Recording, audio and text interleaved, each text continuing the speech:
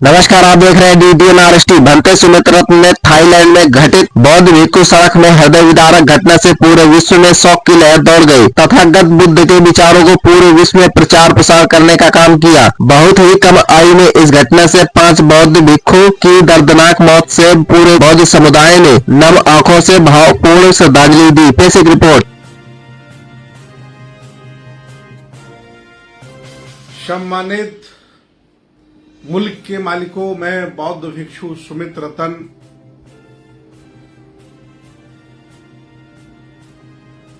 जैसा कि आप सभी लोग जानते हैं, बहुत बड़ी कार दुर्घटना हुई थाईलैंड में और इस दुर्घटना में हमारे एक बहुत अच्छे दोस्त मित्र भंते जी थेरापियानो और अन्य सभी 11 बौद्ध भिक्षु हमारे बीच नहीं रहे। टोटल 27 बौद्ध भिक्षु पैदल यात्रा पर निकले थे और लगभग 800 किलोमीटर की उनकी पैदल यात्रा थी। वह किसी भी तरह का साधन संसाधन पुलिस और सुरक्षा नहीं लेते हैं। धीरे धीरे पैदल चलकर तथागत भगवान बुद्ध के विचार, उनका दर्शन, उनकी संस्कृति को जन जन तक पहुंचाने का कार्य कर रहे थे। जैसा कि सोशल मीडिया से और हमारी बात हुई थाईलैंड भंते जी से, जो हमें जानकारी मिली है कि 27 बौद्ध भिक्षु कतारबद्ध हाथ में पंसील का झंडा, हाथ में थाईलैंड का झंडा लेकर पैदल जा रहे थे। तभी एक 11-12 वर्ष के बच्चे ने, वहां एक गाड़ी होती है जो आगे बैठने वाली होती, पीछे खुली होती है, जिसमें सामान लोग रख लेते हैं। पिकअप टाइप की गाड़ी थी, बड़ी गाड़ी थी। उस गाड़ी को बिना माता पिता की अनुमति से एक 11 वर्ष का बालक रोड पर ले आता है और बहुत ही स्पीड में, बताते हैं कि लगभग 100 से ज्यादा स्पीड उसकी गाड़ी की हो गई थी। तभी वह अनियंत्रित हो गई और पैदल जा रहे बौद्ध भिक्षुओं को रौंदती हुई निकल गई। हम लोगों ने वीडियो देखे हैं, आप लोगों ने वीडियो देखे होंगे। यह इस वर्ष की, बल्कि पूरे कई वर्षों की इतनी बड़ी दुर्घटना है, जिसमें 5 बौद्ध भिक्षु PhD थे। 26 साल का उनका भिक्षु जीवन था और वह बहुत विख्यात और बहुत ही प्रसिद्ध बौद्ध भिक्षु थे। गाड़ी लगभग 12 लोगों को रौंद देती है। 15 लोग प्रभावित होते हैं, लेकिन 5 लोग तो ऑन स्पॉट डेथ कर जाते हैं और अन्य बौद्ध भिक्षुओं को अस्पताल में ले जाकर के मृत घोषित कर दिया जाता है। ये बहुत बड़ी दुर्घटना है। खास तौर से 11 बौद्ध भिक्षु, वो भी पढ़े लिखे, जिन्होंने अपना पूरा जीवन तथागत भगवान बुद्ध के दर्शन, उनकी विचारधारा के लिए समर्पित कर दिया हो और उन्हें अनिक्षावत संखारा उपादवे धम्मिनो उपजित्वा निरुजंती ते संभूप समोसुखो। संसार परिवर्तनशील है, यहाँ सब कुछ बदल रहा है। हम लोग छोटे छोटे कण अणुओं से मिलकर के बने हैं। 4 महाभूतों के संयोजन से इस काया का निर्माण हुआ है और वो शरीर नहीं रहा। पूरे विश्व में, पूरी दुनिया में, खास तौर से बौद्ध जगत में बहुत ही दुखद घटना है। मैं आप लोगों से निवेदन करूंगा कि अश्रुपूर्ण, भावपूर्ण श्रद्धांजलि आप सभी लोग अर्पित करें। चूंकि उसमें एक हमारे मित्र बौद्ध भिक्षु भी शामिल थे, उनका थेरापियानो नाम था। मैं जब भी थाईलैंड जाता था तो वो हमें अपने बुद्ध विहार में ठहराते थे। मेल पर और सोशल मीडिया पे हमारी उनसे लंबी बातचीत होती रहती थी, तो बहुत दुख हुआ मैं खुद आज जब से घटना हुई है, खबर मिली है, तब से मैं लगभग कई बार मैं रोया हूं, मेरी आंखों में आंसू आए हैं, क्योंकि ये घटना बड़ी भयानक थी। आपने देखा होगा वीडियो कि बौद्ध भिक्षु किस तरह से रौंद दिया गाड़ी ने। तो हम सब लोग आगे ऐसी घटना ना हो, फर्स्ट एड बॉक्स लेकर के चलें। जब भी कभी बौद्ध भिक्षु यात्रा करें तो कम से कम, जैसा कि मेरी भंते जी से बात हुई, उन्होंने बताया है कि अस्पताल दूर था, जब तक अस्पताल ले गए तब तक 2-3 घंटे बीत गए थे। तो सही समय पर अगर इलाज मिल जाता तो 2-4 बौद्ध भिक्षुओं को बचाया जा सकता था, लेकिन चूंकि बहुत दूर थे, जब तक पुलिस आई, एम्बुलेंस आई और अस्पताल जब तक ले गई, डिसाइड किया गया कहां ले जाना है, तब तक 2-3 घंटे हो गए। तो इसलिए और बौद्ध भिक्षु हमारे बीच में नहीं रहे। तो आगे चलकर जब भी कोई यात्रा इस तरह की निकले तो एक एम्बुलेंस साथ में रहे और सुरक्षा भी रहे, ताकि कोई अचानक इस तरह से काफिले में या फिर यात्रा में न घुसे, जिससे कि ऐसी कोई घटना हो। पूरा विश्व, पूरे दुनिया के लोग सभी बहुत ही दुखी हैं, अश्रुपूर्ण श्रद्धांजलि दे रहे हैं। कई जगह तो उनकी फोटो को लगाकर लोगों ने कैंडल जला करके श्रद्धांजलि दी है। तो मैंने कहा मैं कम से कम आप लोगों के बीच लाइव आकर श्रद्धांजलि का कार्यक्रम करते हैं, आप लोगों से चर्चा कर लेते हैं। और बहुत ही दुखद घड़ी है। इस दुखद घड़ी में बस यही हम आपसे कहेंगे कि जीवन बहुत अनमोल है, इस जीवन को हमें बचा के रखना है। आत्म कल्याण और लोक कल्याण में लगाना है। पहले हमें आत्म कल्याण करना है, भगवान बुद्ध ने कहा, और जब आत्म कल्याण आपका सद जाए तब हमें अपनी ऊर्जा लोक कल्याण के लिए लगानी है। ऐसा तथागत भगवान बुद्ध का सभी उपासकों के लिए, हम बौद्ध भिक्षुओं के लिए आदेश है। हालांकि जन्म और मृत्यु को कोई बहुत ज्यादा महत्व नहीं दिया जाता बुद्धिज्म में, और ना ही कोई बहुत ज्यादा दुखी होने की बात है। लेकिन चूंकि कोई अस्वस्थ हो, बीमार हो, उम्र हो, हमारे बीच अगर नहीं रहता है तो बहुत ज्यादा दुख नहीं होता है।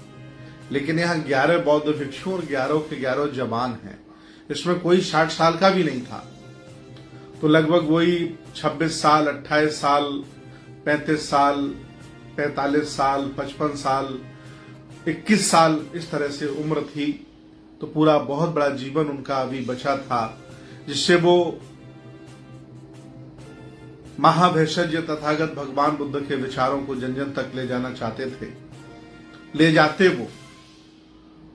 हालांकि थाईलैंड भ्रमण करने के बाद उनका प्लान था कि वो लुम्बिनी से बोधगया तक भी पैदल यात्रा करेंगे, ऐसा भंते जी ने मुझे फेसबुक पर बताया था। लेकिन ये यात्रा रुक गई, थम गई। तो ये बहुत ही बौद्ध जगत के लिए, हम सब के लिए बहुत ही दुखद है।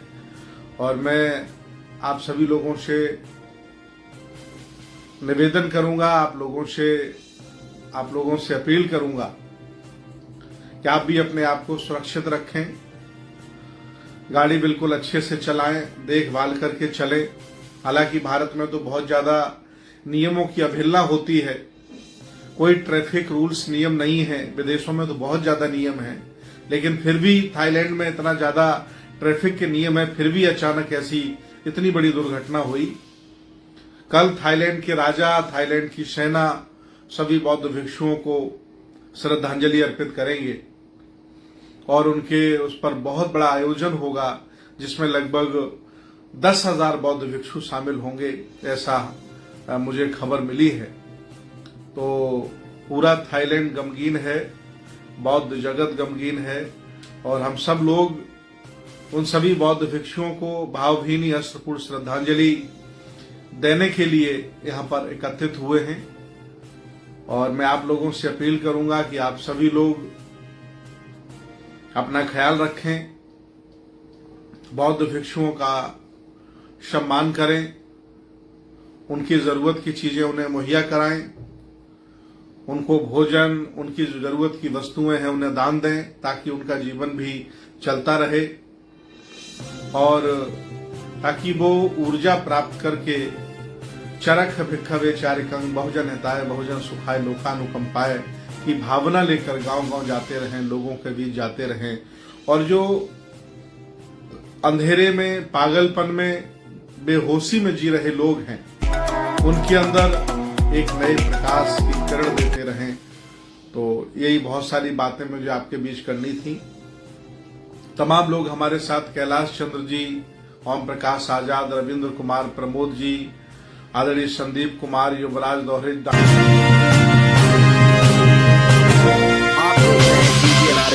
कांग्रेस जी, तमाम लोग हमारे साथ हैं। मैं आप सभी लोगों से आप अपने आप की सुरक्षा करें, अपने बच्चों की सुरक्षा करें और अपने हक अधिकारों की भी सुरक्षा करें। आदरणीय सुधीर मौर्य जी रामपुर से हैं, अहरबार रामनगर से हैं, तमाम लोग हैं जो मेरे साथ लाइव हैं। मैं सबके नाम अगर लूंगा तो अपनी बात नहीं कर पाऊंगा, तो आप सभी लोग हमारे अपील पर आए हैं और इसी के साथ मैं आपको बताना चाहता हूं कि धीरे धीरे बौद्ध भिक्षुओं का बरसाबास भी शुरू हो रहा है। सभी बौद्ध भिक्षु बुद्ध विहारों में रुकेंगे, रुक करके पूजा वंदना करना और अध्ययन करना और बाद में समीक्षा करना। तो ये कार्यक्रम जगह जगह चलेंगे, आप सभी लोग उसमें शरीक हों, पार्टिसिपेट हों, अपने घर पर बौद्ध भिक्षुओं को बुला करके भोजन दान करें। ये परंपरा बहुत पुरानी है और ये परंपरा हमें हमारे जागरूक होने का परिचय देती है, हमारे जिंदा होने का परिचय देती है। तो इस कार्य को आप सभी लोग करें।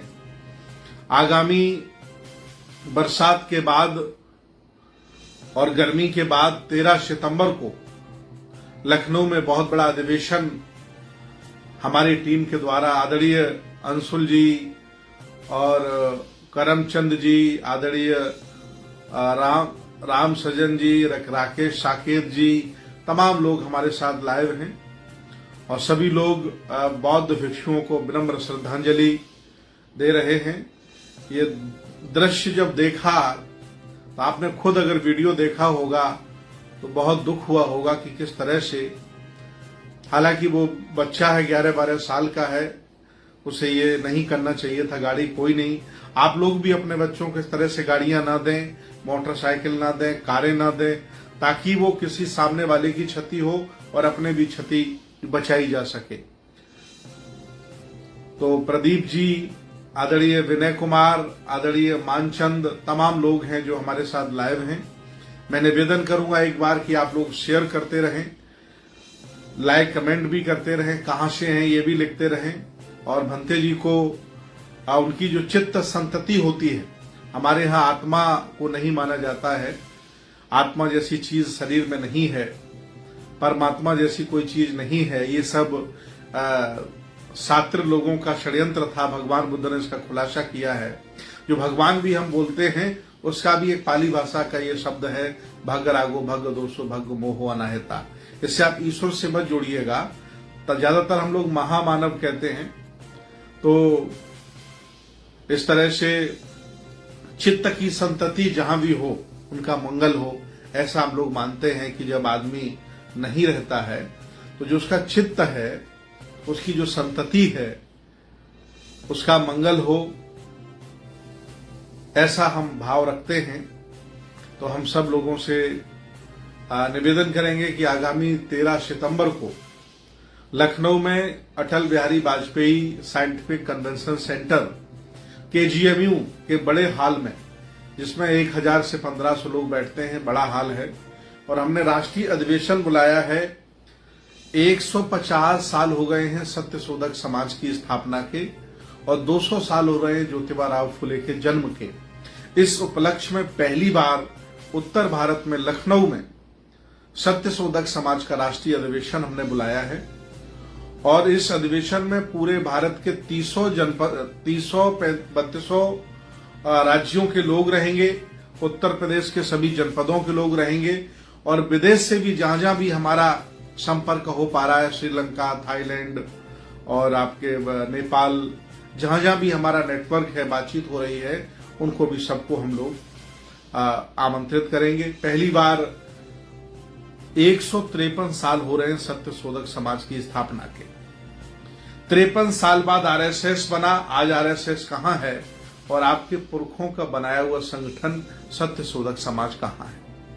विचार करिए, जब आपने अपने पुरखों की विरासत की रक्षा नहीं की तो आपने जो संगठन बनाया, जिसके आप राष्ट्रीय अध्यक्ष बनकर के बैठे हो, क्या गारंटी है कि आपके बाद आपके संगठन को कोई चलाएगा, जब आपने अपने पुरखों का नहीं चलाया?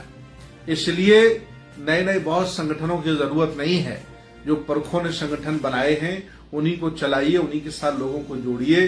नए नए संगठन बनने से और समाज टूटता है और बिखरता है, जुड़ता नहीं है। तो आइए हम सब लोग 13 सितंबर को हम आमंत्रित करते हैं आप सभी लोगों को, आप लखनऊ आए और इस अधिवेशन में शामिल हों। ये बहुत ही खुशी की बात है कि उत्तर भारत में पहली बार सत्य शोधक समाज का अधिवेशन होगा।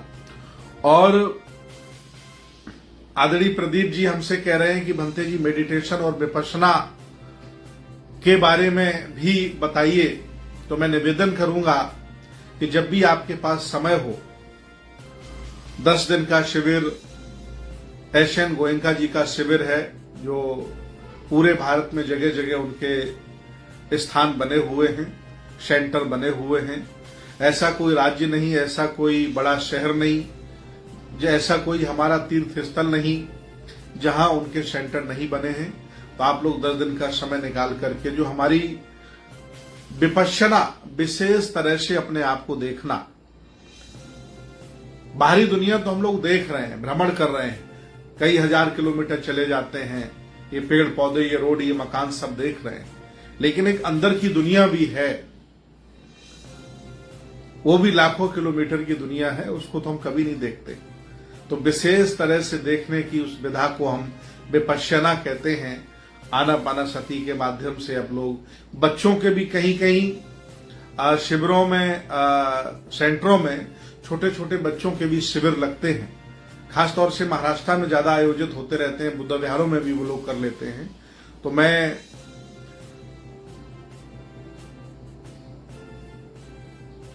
निवेदन करूंगा कि उत्तर प्रदेश में, अन्य राज्यों में भी ऐसे बच्चों के छोटे छोटे शिविर लगाए जाएं, उनको भी ये जो बुद्ध की बहुत पुरानी विधा है इससे जोड़ें।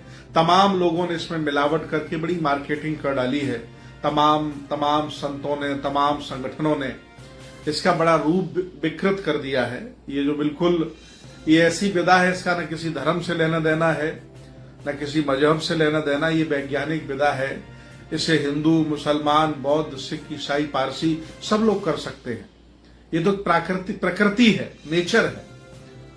तो ये विपश्यना है, इसमें भी आप लोग जुड़िए और अपने परिवार को सुरक्षित रखिए।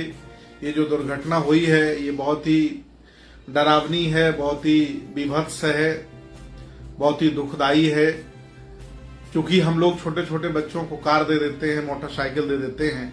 सोचिए अगर ये बच्चा 12-13 साल का कार लेकर के न निकला होता, माता पिताओं की बात मान लेता, तो आज इतनी बड़ी घटना नहीं होती। तो इसलिए हम सब लोगों को भी ध्यान देना है, अपने आप को सुरक्षित रखना है, अपना ख्याल करना है, समाज का ख्याल करना है और तथागत भगवान बुद्ध के सद्मार्ग पर हमें चलना है। जो भी चले हैं उन्होंने इतिहास बनाया है। जो लोग अपने लिए जी रहे हैं ये तय है कि वो आज नहीं कल भुला दिए जाएंगे, लेकिन जो देश और समाज के लिए जी रहे हैं उनको ये समाज कभी नहीं भुला पाएगा।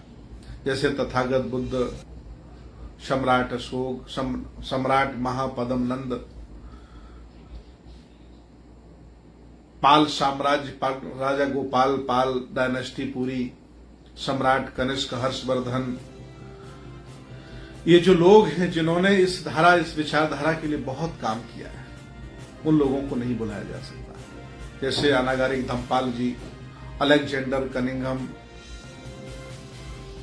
सावित्रीबाई फुले, ज्योतिबा फुले, बाबा साहब डॉक्टर अंबेडकर, छत्रपति साहू जी महाराज, ये वो लोग हैं जिन्होंने देश और समाज के लिए किया है। तो आप भी लोग करें और अपने आप को सुरक्षित रखें, इस तरह की कोई घटना न हो, इस तरह से उसको रोकने का प्रयास करें। और मेरी बहुत सारी मंगल कामनाएं हैं आप लोगों के लिए।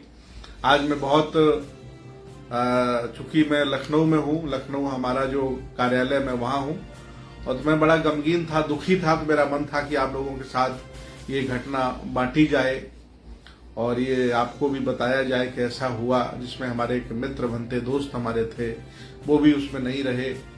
तो हमें बड़ा आंतरिक दुख है कि वो हमारे साथ बात करते थे। जब मैं थाईलैंड जाता था तो मेरा वो सम्मान करते थे, और छोटी सी गलती की वजह से कितनी बड़ी घटना हुई। 11 जवान बौद्ध भिक्षु, मुझे लगता कई वर्षों में ऐसी कोई बड़ी घटना नहीं होगी कि जिसमें 11 बौद्ध भिक्षु, वो भी इंटेलेक्चुअल, 5-6 तो उसमें एमफिल पीएचडी थे, वो हमारे बीच नहीं रहे। कितना काम करते वो, कितना प्रकाश फैलाते, कितनी बुद्ध की किरणें उनके दर्शन को जन जन तक ले जाते, लेकिन वो दीपक वहीं के वहीं बुझ गए हैं। तो हम सब लोगों की जिम्मेदारी है कि उनके जो अधूरे सपने थे, वो जो कार्य नहीं कर पाए, हम लोग मिलकर के करेंगे। आप अपने माता पिता का, अपने महापुरुषों का, सबका मान सम्मान करेंगे, उनका ख्याल रखेंगे और अपने आप को अपडेट करते हुए आधुनिक बनाते रहेंगे। और जो दुनिया जिस तरह से चल रही है, इसमें अपने आप को फिट करते हुए इस विचारधारा को आगे बढ़ाते रहेंगे। इसी के साथ बहुत बहुत मेरी मंगल कामनाएं, बहुत बहुत साधुवाद। आपकी जय हो। धन्यवाद।